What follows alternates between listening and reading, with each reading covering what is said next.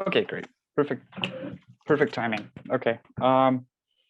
So for all watching, my name's Page Swanson. I'm a professional software engineer at a financial services company. And I'm doing this series with the New Haven Free Public Library called Learn to Code, where we learn about different technologies and ways of writing code and things that we can do to yeah, like hopefully improve our lives or just to learn and to educate. So these past couple of sessions that we've done, this is the third one so far, is about database programming and database use, and about writing SQL or SQL in order to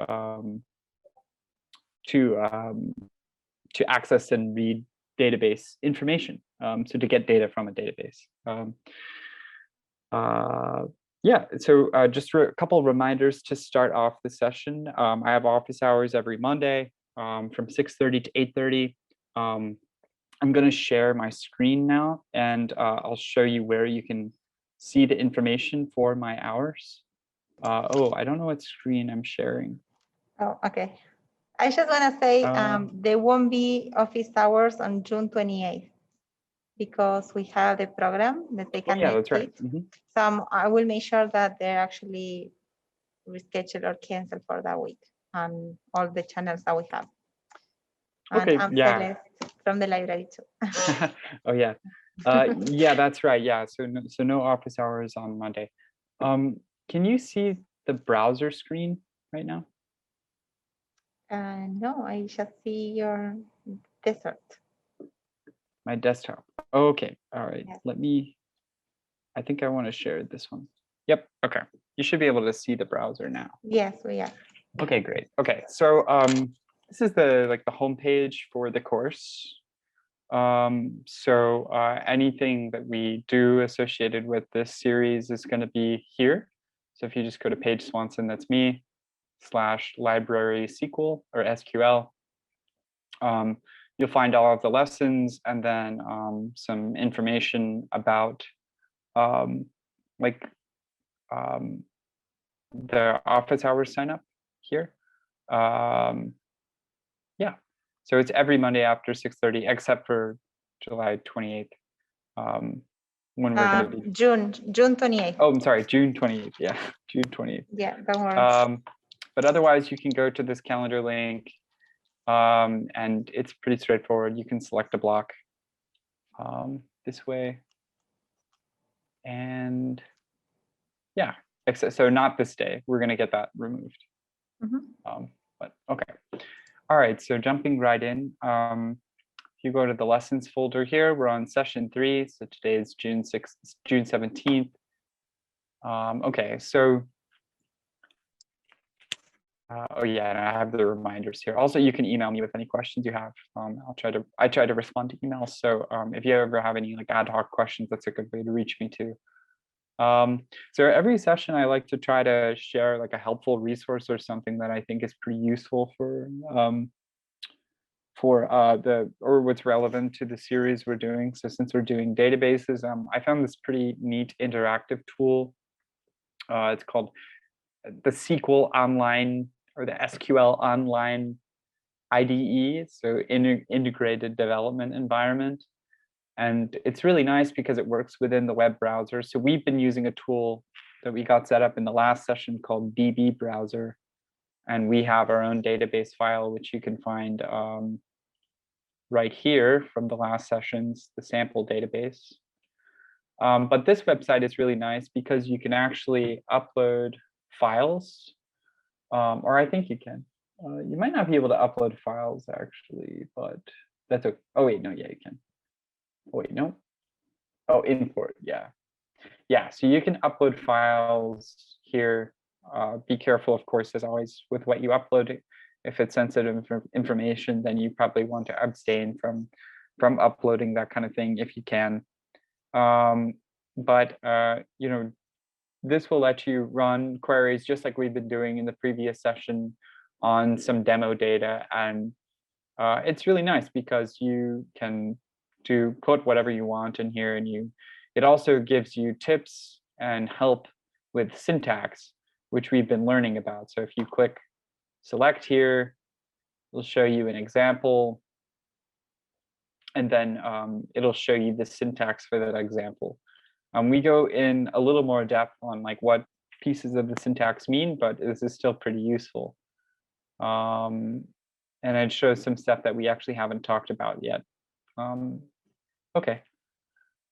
So I just wanted to show that off. Pretty useful tool.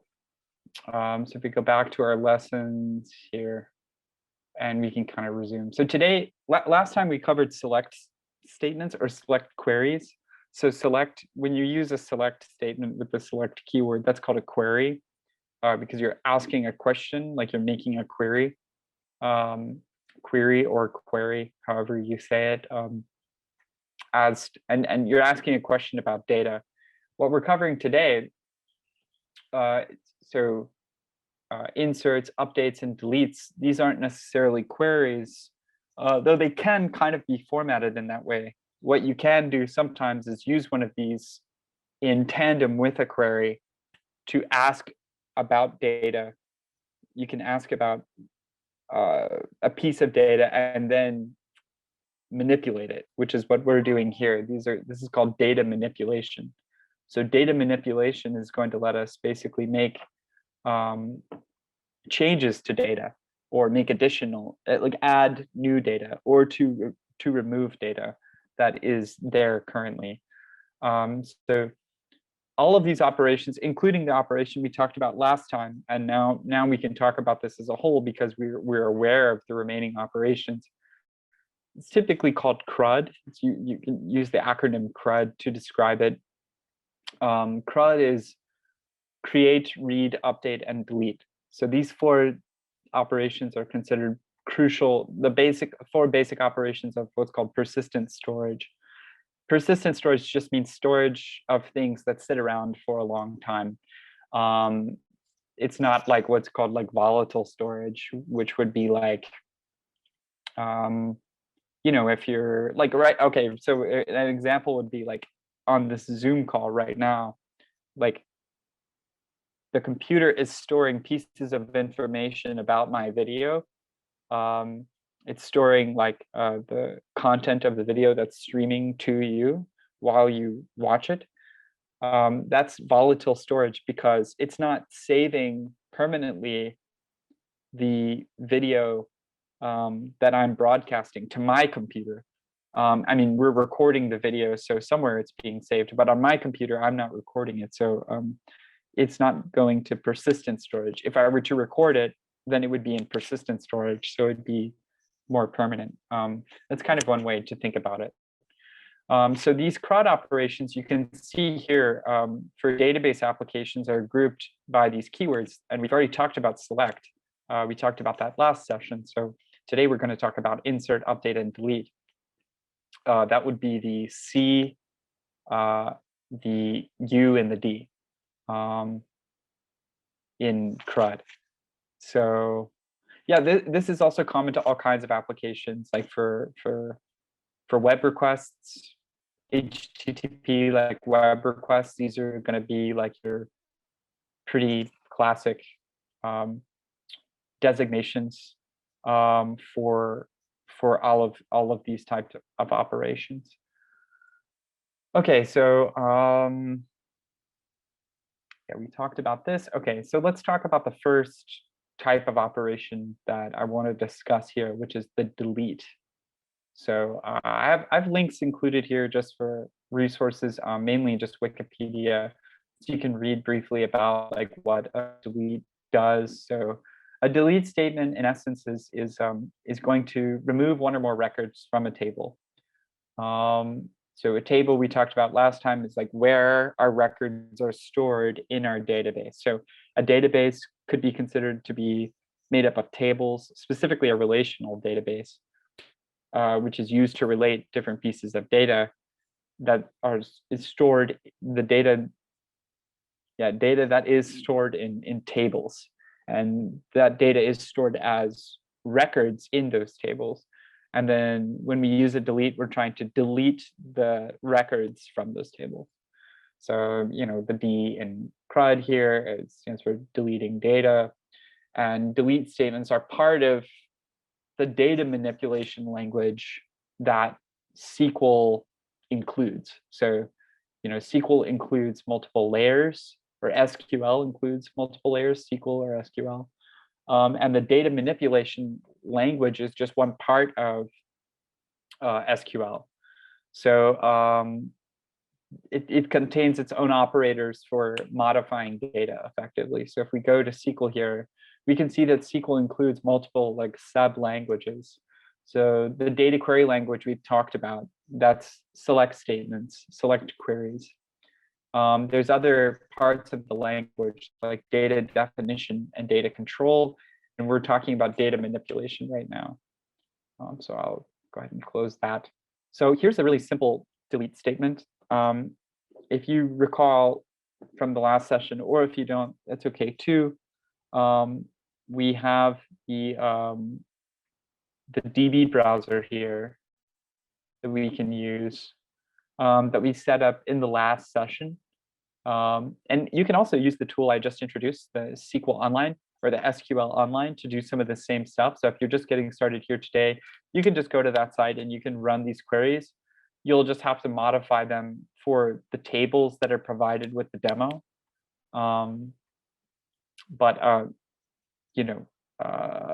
It shouldn't be too difficult to follow along. So what I'm going to do is, since I just opened the DB browser, I'm going to need to open the database. And if you're just getting set up with this, you can kind of follow this instruction. But I'm going to need to go to my location where my sample database.db file is stored.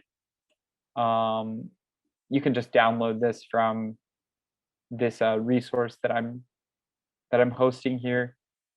If I go back to the DB browser now, the database is loaded with the tables that I have. We looked at these tables last time, so this table should look familiar if you were part of the sessions last time. But this table is called Facebook info. It's just like a sample table. It's not anything particularly special. It has multiple columns. It has 6 columns of data. So 3 or 4 of these columns are integers. 1 is text, and then 1 is a real. This would be like a real number. So it's like a floating point value, like it has a decimal effectively. But we're going to go over to the execute SQL tab so that we can actually run some SQL queries. Okay, so we're going to take this query that I just grabbed here and click the little clipboard and paste that in. So what this is going to do is it's going to delete from Facebook info. Now there's no qualifiers on this statement, so all this is saying is delete everything from Facebook info. You can read it just like that. And so if I run it, and let's actually borrow from our last session and write a select query. And actually, I mean, if you want to follow along completely, you can just tap to lessons. You can go to, whoops, it's taking a while. I don't know why it's taking so long, but we don't need that. Oh, I guess, okay. If you want to follow along, you can borrow one of the select statements I have here. And you can just use it as a sample, but it's easy enough, right? So we're going to say select from Facebook info instead of delete. And I'm going to paste that here because what I want to do is I want to see the data before I run the subsequent statement. So you can see here, it's got all of the data from Facebook info. There's 65 rows, reports here at the bottom when we run the query. And actually what I'm going to do is add a qualifier to this, which we talked about in the last session. I'm going to say order by AD ID, so that's this column or this attribute, descending, because I like to see, I like to organize the data when I'm looking at it in a view so that it's easy. It's a little bit easier to read. So I can see that it's going to order in descending order, all of these records. So each of these across is a record, and they're ordered from greatest to least ID. Okay, so what we're going to do now is run this statement. So you can see I just selected on all of the data. This is showing me all of the data in this Facebook info table. I'm now going to run this statement, this delete from statement. So it says here, it says the query executed successfully, 65 rows affected. So this is a bit different from what we see reported when we run a select statement. A select statement is going to indicate how many rows were returned. So it's part of that data, what was that called again? The data query language, sorry, yeah. So that's part of the data query language. It's part of the aspect of SQL that's searching for records or finding records given a statement. So when we run this delete, it's part of the data manipulation language. So instead of indicating information about how many records were returned, it's going to indicate information about how many were affected, so how many were manipulated. So I've just ran them again. I ran them both again, and you'll notice there's 0 rows affected. That's because when I ran this the first time, it deleted everything from the table. So there's nothing in the table anymore. So when I run this select, it's all gone. There's nothing to show. Now, this is okay. I make a mention here. Obviously now we have no more data to work with, so that's a little frustrating. But thankfully, with the DB browser, you can very easily restore data by clicking revert changes. So I'll click revert. I'll say yes since the last save, and if I select again, everything is back to where it was before. So it's reverting the database back to what it was when I first loaded it. So that's all fine. No worries. If you ever make a mistake like that with a data manipulation statement, you can always revert changes. If you want to permanently save what you've done, you can say write changes and it'll save it. Okay. So moving on, this is how we delete data in a relational database. Delete statements, similar to select statements, as I demonstrated here, they can have multiple clauses. So remember, clauses are these groups of expressions, or they're not expressions, they're one above expressions, they're clauses. So it's like, this would be a clause. Actually, really, this is a clause, this is a clause, and this is a clause. So in delete, we really only have, at least for this simple example, and can I zoom in here? Oh, I can, great. Probably hard to see. In this statement, we really have only one clause. I guess it's technically 2 clauses if you think about it, but to match the select here. But really what we're saying is we're saying delete, and then the next clause, which is from Facebook info. And that's really it if you want to be really simple about it. So if you want to delete everything from a table, that's all you need. And of course, we need the object identifier to indicate which table we're deleting from. If I delete this, if I remove that, it's not like it's going to delete the whole database. It's just an error. It doesn't know what to delete from, so it needs some help. So if I say Facebook info now, it'll run. And of course, we deleted all of our data. Again, it says 65 rows affected, so I need to revert that if I want my data back. Okay. So that's obviously not useful all the time, because we probably, in fact, very seldom want to delete everything from a table all the time. I mean, it certainly is useful in a lot of cases, but usually what we want to do is filter our deletes such that we only delete a subset of data from the table. So that's where the where clause comes in. The where clause for a delete statement works exactly the same way as it did with the select statement, which we talked about in the last session. So if we want to make an updated statement here, since we have all of our data back, what we can do is refine this statement, and we can say, actually, I only want to delete data where the impressions attribute value. So these values for the impressions attribute is greater than 2000. So currently we have, and what I'll actually do is I'll move this below. So you can see the before. The before is this results view here. So there's 65 rows. And I'll put this statement after the delete. And then what I'm going to do is I'll actually, I'll run these statements one after the other. So this will run first, and semicolons are somewhat optional. Sometimes they're helpful if you want to break apart statements, but they are optional indicators that a statement is concluded in SQLite, like using SQLite, which is what we're using. So if I run this delete, then run this select, it'll show us basically what data wasn't deleted. So you can see here, I mean, there's certainly records where the impressions are greater than 2000. In fact, it looks like it might be almost all of them, except for like a couple here, yeah. So we should see some. So let's keep this in mind, right? So we should see the record with add ID 56, and we should see the record with add ID 73. So let's keep a lookout for those once we run our delete. So I'm going to run it. Okay, so it's going to over this view here. It's going to overwrite the report with the most recent statement or query. So we're only seeing the results from the select. So just keep that in mind. If you run multiple queries or statements and you don't see the result, the record of that run that you expect, like make sure you're not running multiple statements, or make sure you know which one ran last. But so it's just going to show us the results of the select. And we can confirm here that we see the records we expected that we mentioned, as well as a couple of others that we didn't fully review. So, you know, both of these records had impressions under 2000. So they were preserved. We did not delete those records. So you can see here there were 4 rows returned, and there are 65 rows total.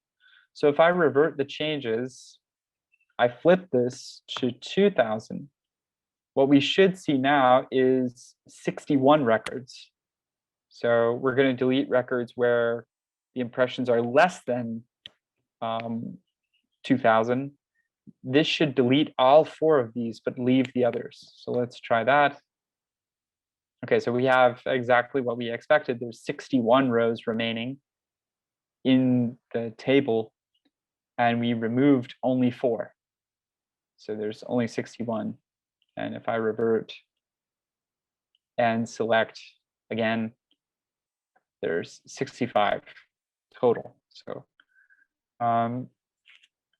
anything you can do with a select statement where clause, you can do with a delete statement where clause. So I can even put an expression here. I mean, this is technically an expression, but it's a very simple expression. It's just saying the number 2000. But what I could say is something like the following. I could say where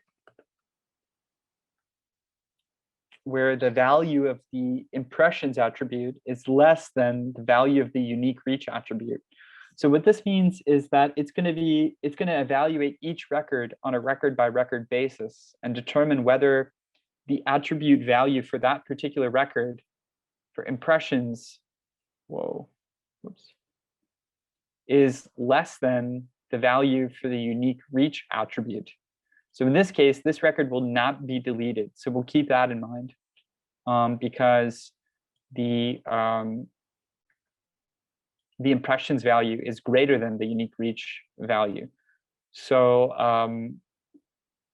this was ID 148. So we'll keep a lookout when we select again to see if that's maintained. But are there any cases where it is actually less?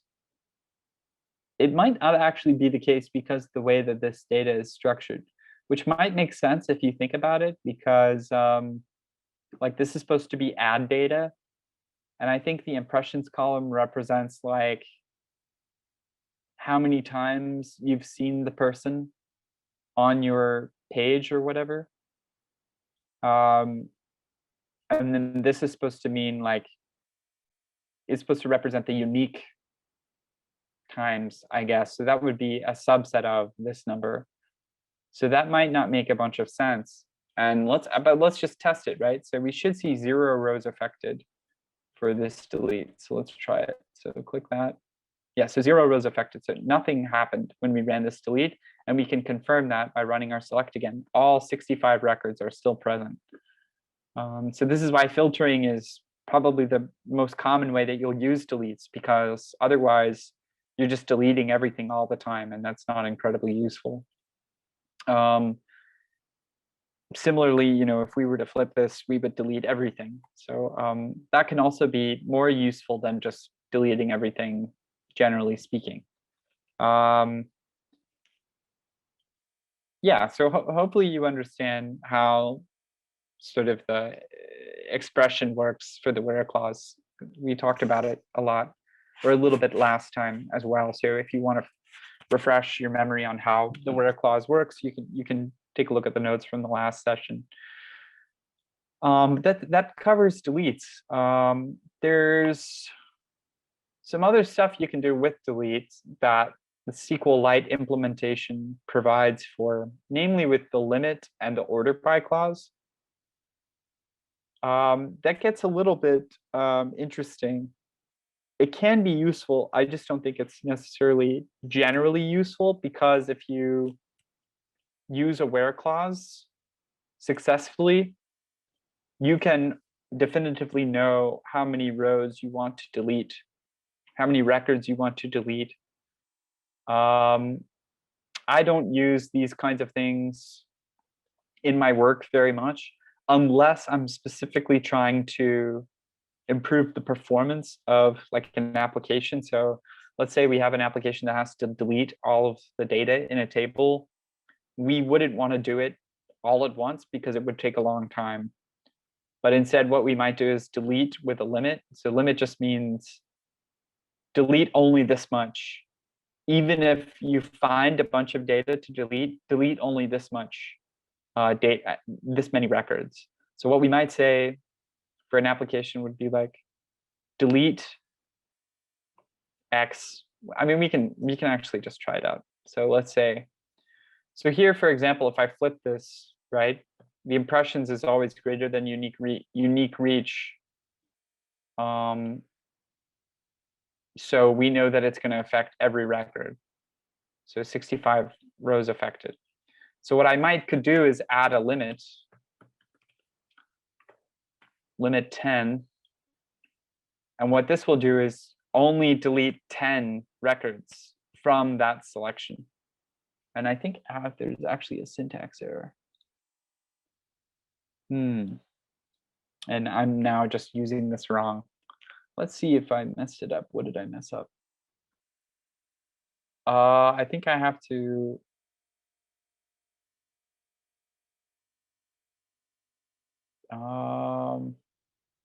Oh, maybe actually it could just be that the DB browser doesn't support this, which is totally possible. Yeah, the DB browser, and that's kind of what I mean is like these cases are a little bit unique. So these aren't necessarily requirements of SQL, the SQL standard implementation. These kinds of clauses are a little bit advanced, and they'll differ depending on what type of SQL you're using. So if you use like Microsoft SQL or MySQL or something like that, the way that these clauses will work will change, but the base delete statement should always work the same, generally speaking, across implementations of SQL. You might try it in the SQL Online that I mentioned at the top here. That might work, the SQLite Online, but your mileage may vary, so to speak. Okay, so moving on from deletes, pretty much the subsequent statements here are going to work similarly, but they'll get a little bit more advanced. So the first one, or the next one we're encountering is going to be update. So the update statement is the U in CRUD. So that's going to be updating data. So we've selected data, we've deleted data, and now what we want to do is update data. So you can imagine what that means. It just means modifying existing data. So data that's already there, we're going to make changes to it. So I'm actually going to go ahead and remove this and get us back to our select, just so we can see what the status quo is. So there's nothing to revert, and there's still 65 rows. So what we're going to start doing is updating the data inside of this table. So I'm going to paste this query in here, or this statement. So this statement says that we will update the attribute unique clicks on the records in this table to be equal to 200.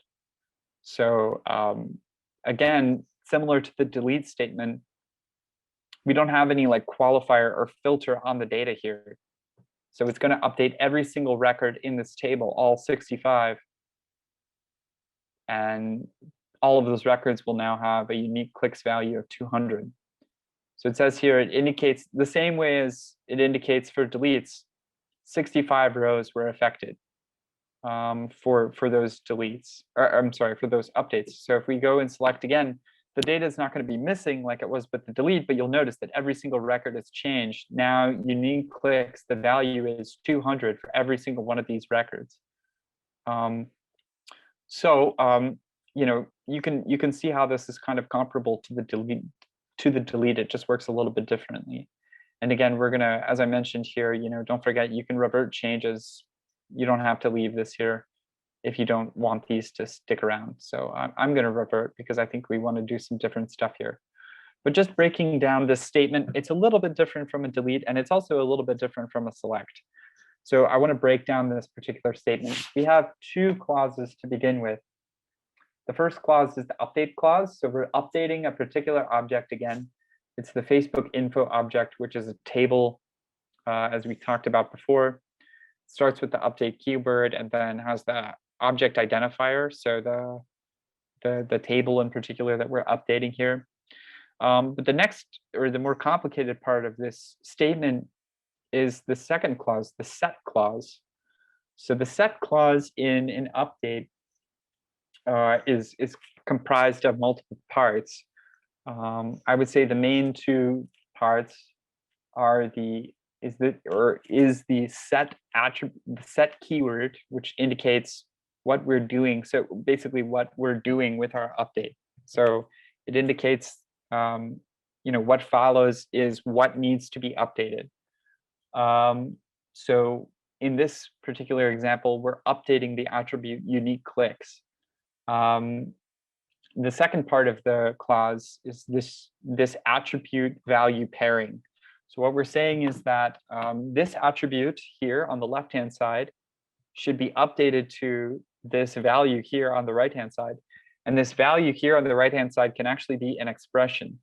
So we could change this, and we've done our revert. So we can actually see our data is back to normal, or back to what it was to begin with. So unique clicks are these arbitrary values. So what we could do is we could actually turn this into a like an expression instead of being like just a hard value, just like we did for the delete statement, the where clause. So we can say something like unique clicks, and we can actually self-reference here. So it's like saying,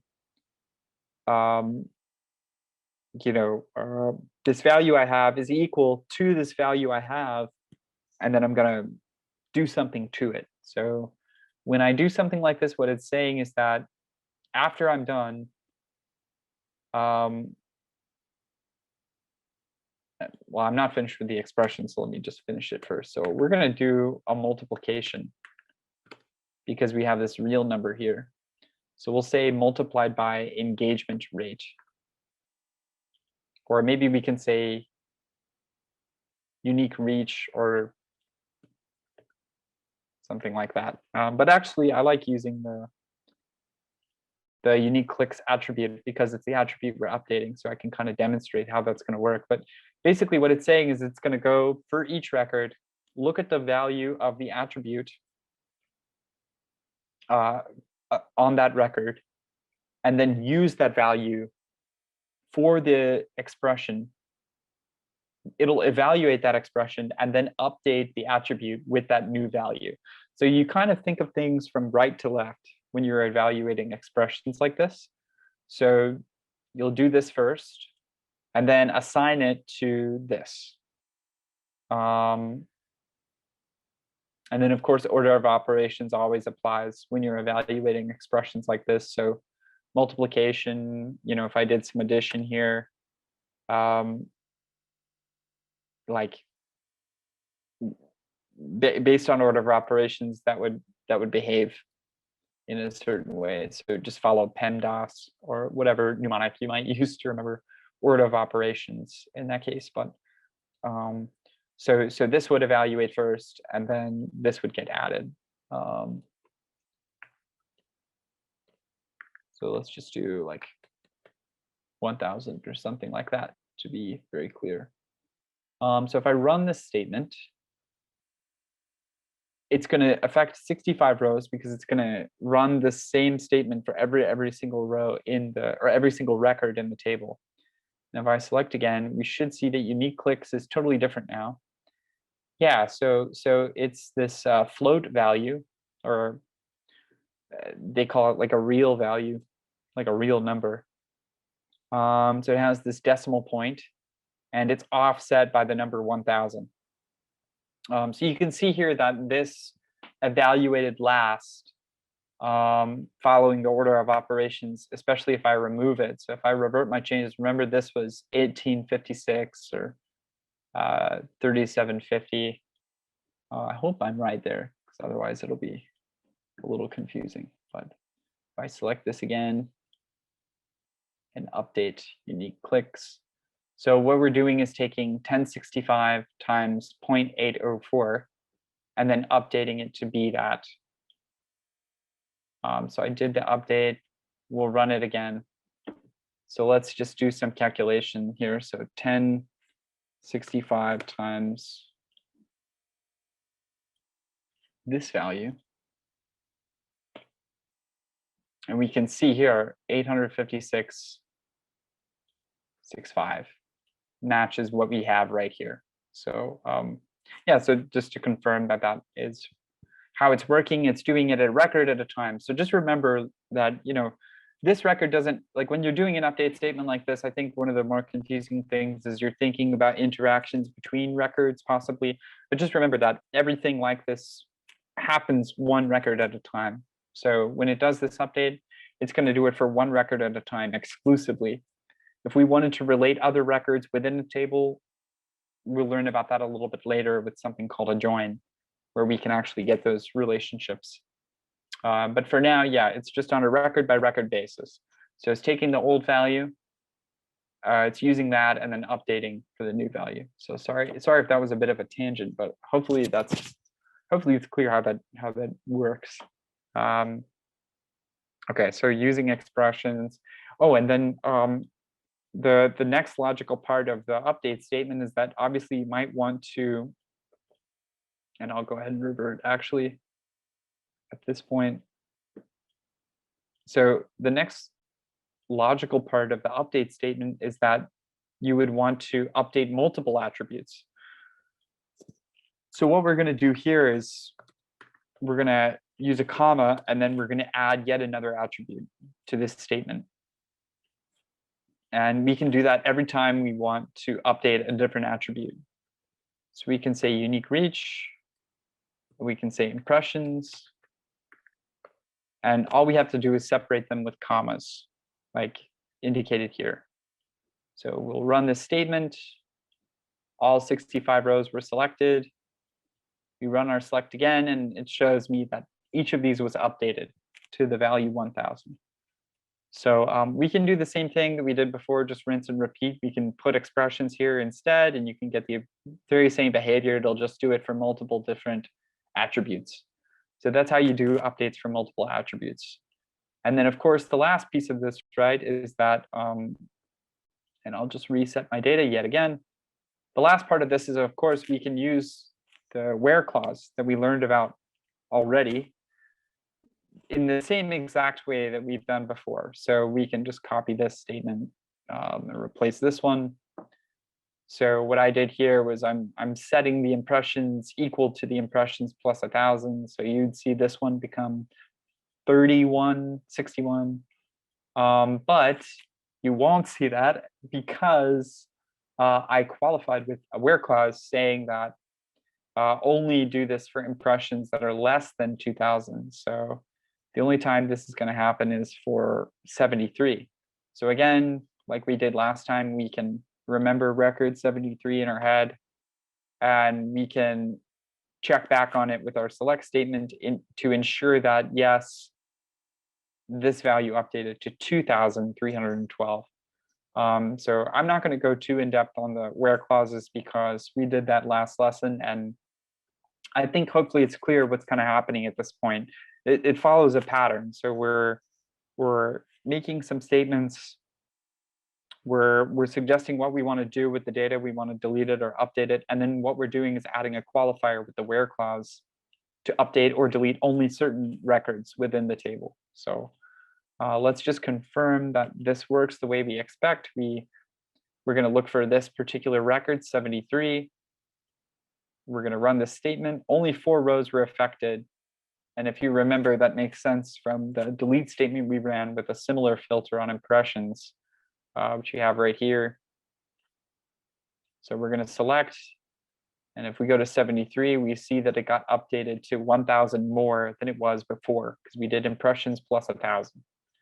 And then updated the impressions attribute. That pretty much covers updates. There's yet another way to do updates that's a little bit extended that we might talk about if we get some more time after I cover inserts, which is kind of the final stretch. And that's certainly the most, I think, probably the most useful, generally speaking, alongside selects, because this is how you're going to get data into your table programmatically. So the documentation for SQLite talks about a way of doing insert statements where you can effectively, or I'm sorry, update statements where you can update values in your table using a select to define the values for the attributes you want to update. So in particular, we can do this update from where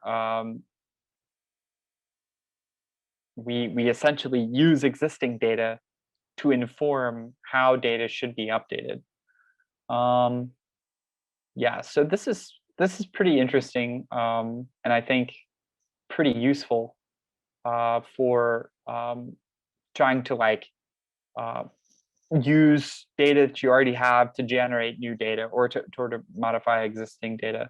And you can do this with, as we'll see, with insert statements as well. But again, yeah, I'm not going to cover this too much as it's, I guess, a little bit of an extension. Yeah, okay. So let's move on to the last part in the last bit of the session here, which is insert statements. So I'm going to revert again. Okay, so the insert statement isn't too much trickier, but it follows a little bit of a different syntax and a little bit of a different structure than the previous statements and queries that we talked about. So of course, it's the final piece of our acronym puzzle. It's the C in CRUD, so for creating data.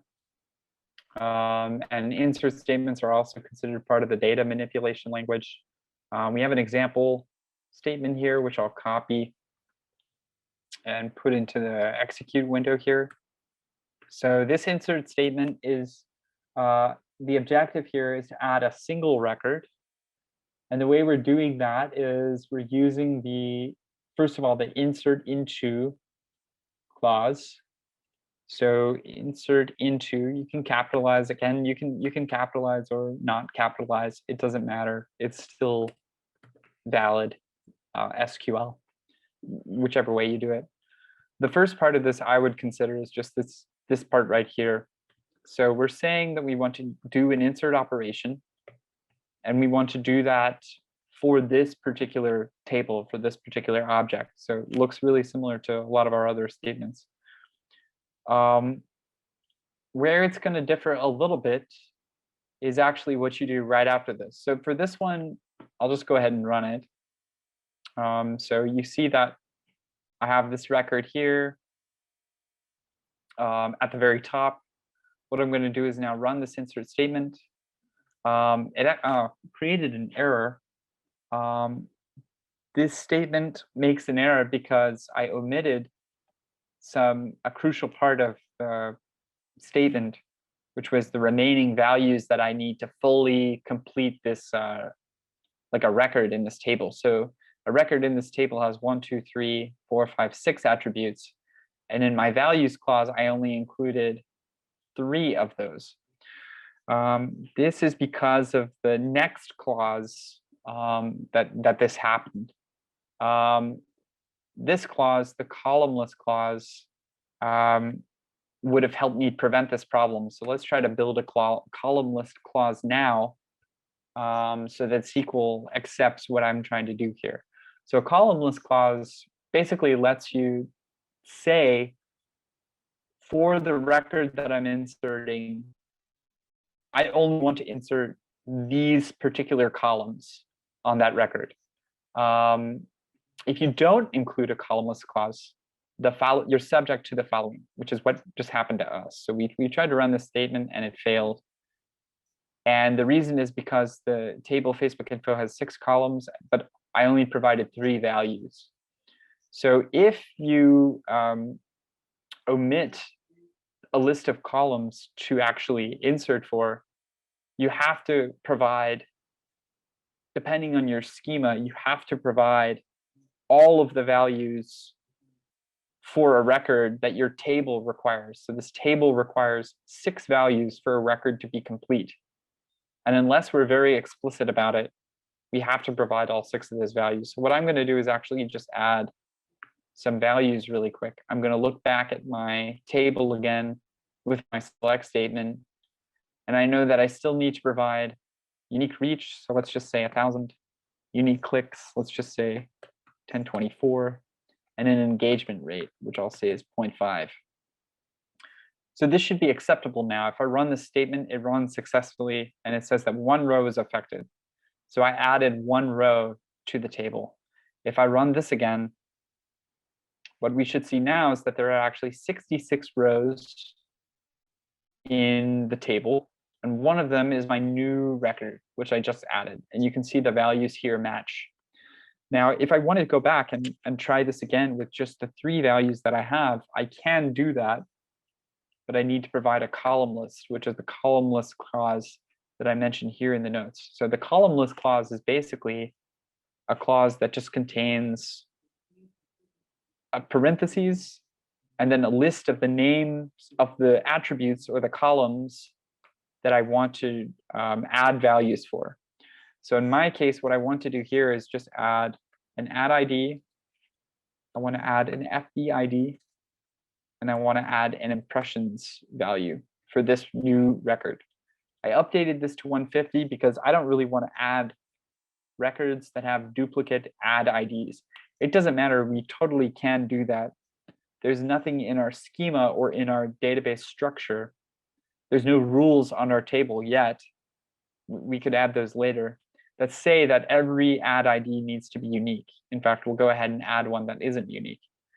But now if I say this, the statement is successful. So if I comment this out, which in SQL or in SQL, to add comments, you do 2 hyphens in succession. So all of a sudden, this statement works. The statement that previously didn't work, this doesn't work. Now it does work because I added this column list. And what I'm telling SQL is I explicitly only want to add a record with these 3 columns. If I go and do my select again, I should see 2 records. Well, it ordered them arbitrarily because they all have the same add ID, and I'm ordering by that add ID. So we recently just added these 2 because I omitted this column list. or I included this column list, but I omitted column values here. So I added these records with this statement because you can see that these are empty or null. These particular attributes have null values. So it means that I didn't specify what the values should be for those particular columns. But I could only do that because I provided a column list. This kind of behavior, I think, can depend on your schema structure. But generally speaking, I always provide a column list. In fact, I shouldn't have even really included this example because it's just generally bad practice. Really, if you can kind of pretend that doing this is never valid, just having no column list, I would do so, because 9 times out of 10, you always want to provide your column list because it's useful to know which values explicitly you are making additions for. So there's some unexpected behavior that can possibly happen, like an error, if you don't provide this column list. So I would encourage including the columnless clause 9 times out of 10. I don't know why I keep giving examples where I don't do that, but in any event, I rarely do this at work, specifically, like professionally. I don't omit this list. Okay, so we've used it already, but we haven't really talked about the values clause, which is kind of the next part of a basic insert statement. So following a column list, if you provide one, which you should. Let's change this to unique clicks just to get some different stuff. Also, I'm going to revert all my changes because we'll start fresh. So looking at the data we already have, what I want to do now is I want to talk about this particular piece of statement called the values clause. So the values clause is special in that it has to follow a particular order. If you include a column list, as I suggested, the values, as you'd expect, need to follow that order. So this would be the add ID that I'm going to insert. This would be the FB ID that I'm going to insert. And this would be the unique clicks that I'm going to insert. If you omit the column list, what you have to match is the schema order, or like the database structure order. So if we go to this tab, we can actually see what that order is. And it's basically the order in which the columns were created on that table originally. So if I don't include my column list, which again, I don't encourage doing this, really, it's just for demonstration. I need to match this order, which happens to match the order that the columns are showing up in the select statement. So it's going to be unique reach, unique clicks, and engagement rate. So unique reach, unique clicks, which I'll just say is 1002, and then engagement rate again, which I'll just do a float for. So if I do this now, the statement will work, whereas it didn't before. If I just included the, and I'm just commenting the rest of the statement out, I only need this part to run it. This will give you an error because I didn't provide all of the values that SQL was expecting. So again, you can do this, but I don't recommend it. Just make a column list.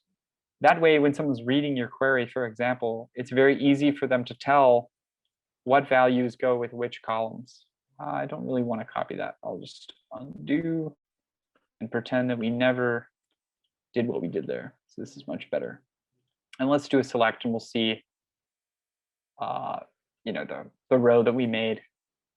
So it was successful. The record appeared and it looks good. You can also add this one, and we'll see this record too. So we'll see both records. And here I omitted all the other columns except for unique clicks and these two, which are mentioned here. Okay, so and I have an example of that. Again, I don't know how many times I need to stress it. Definitely include the column list. I realize that we're at the end of the session, but I'm going to go a little bit longer just to address this particular part, because I think this is really, really useful. This kind of combines a lot of the knowledge that we've gained so far to make a really powerful, awesome statement that we can use to do pretty fantastic data additions based on data that we already have. So the only thing I really need to add here, I'm going to add a select statement to my insert to make a new clause, a series of clauses. Basically, I'm going to make an insert statement like I have above. So that includes this time a column list. Okay, so this includes a list of columns that I want to insert for. It only includes 2, but I could include impressions, unique clicks, and that's it. Let's just include those additional just to get some more data. And then what I'm going to do is actually use the select clause and onward to pull data from my table so that I can insert it. Now, the way that this will work is basically the select will work as normal. So it'll select all records that satisfy this criteria, and I'm only selecting these particular attributes. But the nice thing about this is that I don't have to know how many records I'm going to insert beforehand. So with this, let me go back actually to this syntax, because I didn't really clarify. If I want to add more than one row here, let me just leave it as that. So add ID. So here's my column list with all the values for those columns. If I want to add more than one record here, I have to do a comma separated list. Whoops. And I have to do this out by hand, like that. And then I might change maybe some of these IDs so that they look a little more unique. Okay, and then so in order to do multiple records like this, oh, sorry, getting a little bit hectic. There we go. So in order to do multiple records with my insert like this, I have to do this very long-winded, oh, whoops. Oh, what did I do wrong? Maybe it doesn't like this. Oh, do I need I think I need some parentheses here. There we go. Yeah, I just needed to wrap the column list in parentheses. So now it says 5 rows have been affected. So it's 1, 2, 3, 4, 5 records that I've added. But I need to do each of them manually. I need to do each one by one, and you can see them all here. So 4, 3, 2, 1, and 0 were the ones that I added. But that's a very manual, laborious process. So this select statement appended on to the end of my insert lets me then say what values I want to use for each of the records, and it helps me draw the number of records that I actually want to use to be inserted. So this is very powerful, kind of like the update from that we looked at just a second ago. I'm going to revert the changes so we can see what this looks like. So here, for example, I'm just going to add one record because when I run this select, it's only going to find one record. So if I do this now, oh, whoops. Oh, I did it again. So I need to include parentheses on these here. And actually, I'll update these notes to include the column list because, again, I would never recommend not using the column list. It's bad practice. So if I run this now, it says here 1 row was affected, meaning 1 row was added. And that makes sense because when we ran this originally, there was only 1 record with an add ID of 148. Now there's 2 records because I just added another with my insert into select statement. So this is, again, it's very, very powerful.